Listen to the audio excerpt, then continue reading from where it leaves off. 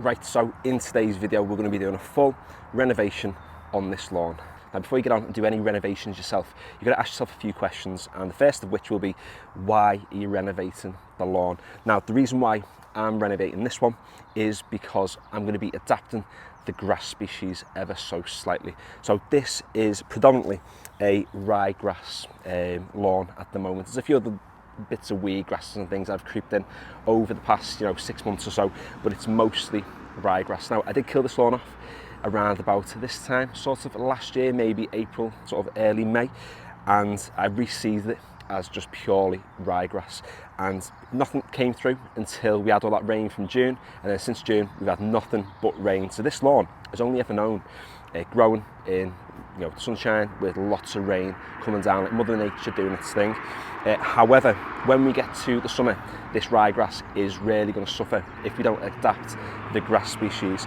So what I will be doing in today's video, I'm going to be overseeding this with a fescue mix, and the reason why I'm doing that is because fescue grasses thrive when there's drought, and this is a very clay heavy lawn, and when we get to the summer, the ryegrass, unless we water it quite a lot, it's really going to struggle and it's going to thin out. But by putting a fescue grass down, it's going to be able to adapt better to the environment. It's more of a native UK grass, so it'll suit this sort of space a little bit better. So even though it's looking really good today, we're going to make it look a little bit worse to make it look better. The sward looks nice and thick at the moment. I mean, it does look better because the sun's out.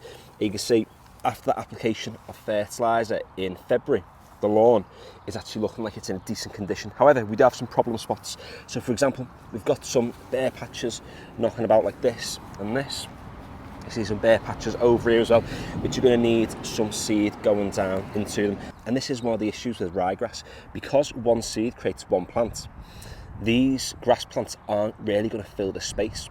They'll get bigger and the leaves will get thicker, but they're not going to grow into this area now, which is just going to leave this as a potential space for weeds to come through.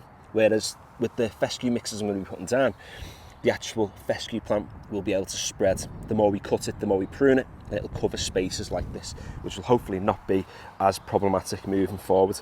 We do have a few weeds knocking about. We're living with the weeds on this lawn at the moment because it's just a grass verge next to this hedge. I'm after it looking like some sort of prize lawn. I don't mind it having a couple of weeds in here and there. So yeah, they're the main reasons why we're going to be getting on and renovating this lawn today. So we're going to start off by getting on with the lawnmower and giving it a cut. Now I've been cutting this on like the middle setting on the Bosch lawnmower. I'm going to take it down to the second lowest. I'm not going to go right to the lowest because that's going to scalp it to death. But if you are doing a renovation like this, and if you are going to be scarifying your lawn, you just want to take that grass down a little bit shorter than you usually would, just so your scarifying blades can dig into the soil much more easily.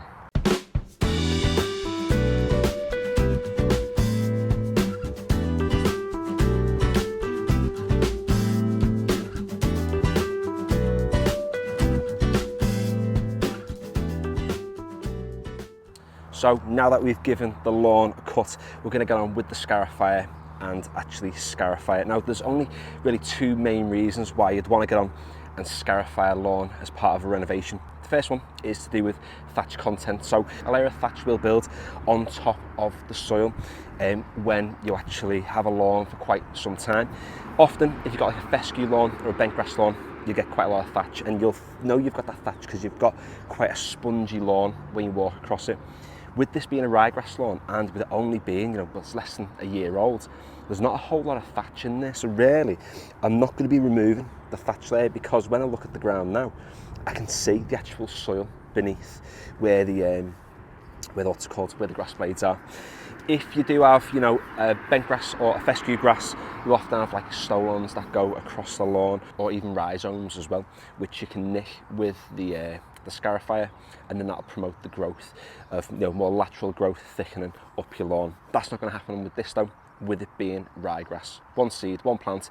Even if you scarify it or verticut it, it's not going to promote the growth of more ryegrass plants popping up across the lawn. So that leads us on to the other reason why you'd want to scarify, and the reason why I'm scarifying today, and that's to disturb the actual soil layer. I don't want to scarify it within an inch of its life. What I do want to do is want to make small little channels in the soil using the blades of the scarifier. And what that'll mean is that when I get on with the seeds can fall into those little channels, and then when it rains, it's not going to become like a giant almost water slide down here where all the seed's going to go down to the bottom of the lawn. They'll stay in place, give them a little like nook to survive in, and yeah, job will be a good one. So I'm using the Ferrex Scarifier today. I'm not sure if you can buy these anymore, but you can get very similar ones for a very similar price. You can see underneath we've actually got some blades, and what these blades do is they cut into the soil and make small little channels. Now I think these blades are a little bit thick. I've seen other channels using other scarifiers with thinner blades, which I think would do less damage to your lawn, but what they're going to do is cut into the ground, create those little channels to plunk the seed in. There's some clover there as well, but you know what, we're not even going to get rid of it because we've got to embrace the chaos of this lawn this year. As long as it looks nice, job will be a good one.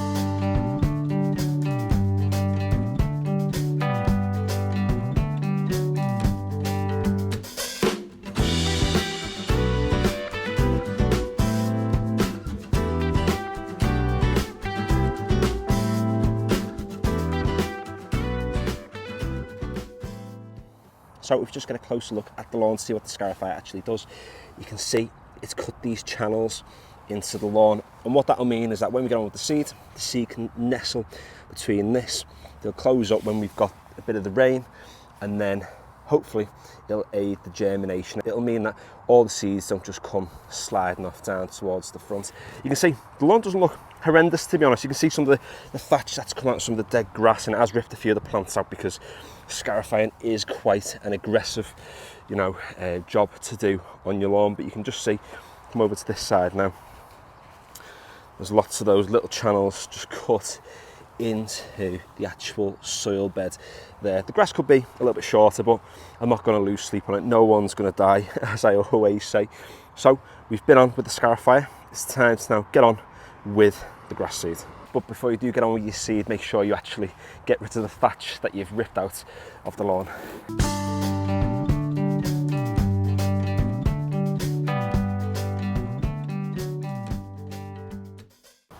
By walking on the lawn, you are going to close some of those little fissures that you've just created, but it's not going to have that much of an impact on the actual germination of the seed. Some will say it does, but I'll be honest with you, it's not going to be a huge impact. So using the Scott's drop spreader as usual to actually put the seed down on the lawn. You can use those hand like seed dispensers and fertiliser dispensers. I don't own one, hence why I don't use one. But I do find that using the actual drop spreader, even though it might not be perfect, it does help to get quite an even distribution across the lawn. And you can just see where you've been. You've got stripes. I don't have them today, but it can help you to actually keep in line and whatnot. But anyway, we're using, like I said at the start of the video, if you get the grass seed from behind this fence, 100%, well, what should hopefully be 100% fescue mix. It's from A1 Lawns. It's got 4 different variants of fescue in there, and like I said, it's more drought tolerant. So with this being quite a clay heavy lawn, getting on with a drought tolerant grass will mean that when we get to those hot months in the summer, it's going to hopefully last a little bit longer. And it'd be interesting to see who wins the battle. It's like ryegrass versus the fescue that we're about to put down. Ryegrass grows vertically quite fast, whereas this doesn't grow as tall. A lot of it does grow laterally across your lawn, so it'll be interesting to see over the next couple of years which variant starts to become the more dominant plant. Something to note as well, it's a much smaller grass seed than the ryegrass straight away. Now I always put this on the highest setting, and I just eyeball how much I'm going to put down on the lawn. If you're not sure, then when you put it down, just make sure the seeds aren't all on top of each other. If they've all got their own little tiny space, that's probably enough seed.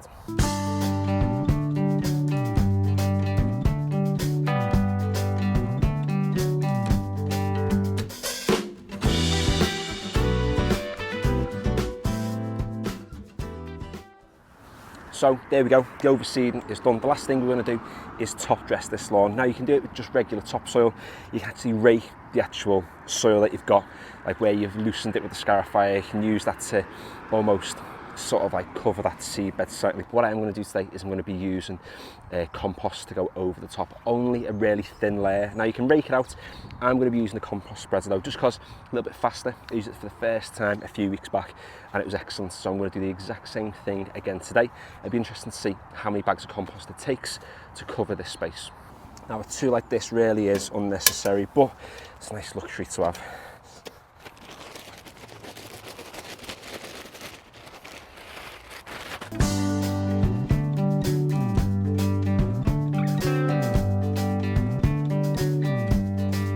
Finding doing it this way is a little bit better because gravity is just pushing all the compost to one side, so going up and down that way is a bit of a nightmare.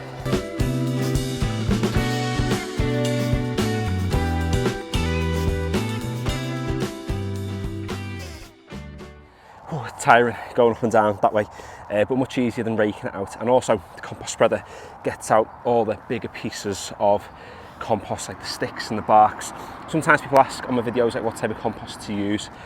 Any's fine, to be honest, as long as it's not got a lot of large matter in there, you're going to be okay. Just ask at your local garden centre and they'll be able to tell you what to use. But you can also just use topsoil. You can also just get on with a bit of like top dressing, like with like sand and things, or like I said before, just rake across the actual soil that you already have. So there we go, that's the entire lawn renovation. It's a relatively straightforward process, but like I said at the start, you need to be asking yourself, why are you renovating? I'm not renovating my front lawn at the moment because it's in decent nick. I'm going to be overseeding it when we get to probably late April with ryegrass. I'm going to keep that as a ryegrass lawn. But you know, something like this, like I said, I'm changing the species, or I'm adding to the species of grass that's in here at the moment. It's going to hopefully produce a healthier lawn, because like a lot of lawn experts say, the actual lawn has to work for you. The lawn's going to be doing the work. If you're doing more work than the lawn, then the balance isn't right. And hopefully by incorporating some fescue into this lawn, it's going to improve it. Now, it might not, who knows, eh? But if you stick around on this channel, you'll see. So hopefully you enjoyed today's video. If you did, feel free to give it a like. And if you'd like to check out any of my other videos, any of my other garden renovation videos, then head over to the channel. And if you like what you see, feel free to subscribe. Finally, thanks for watching. And sorry about the motorbikes.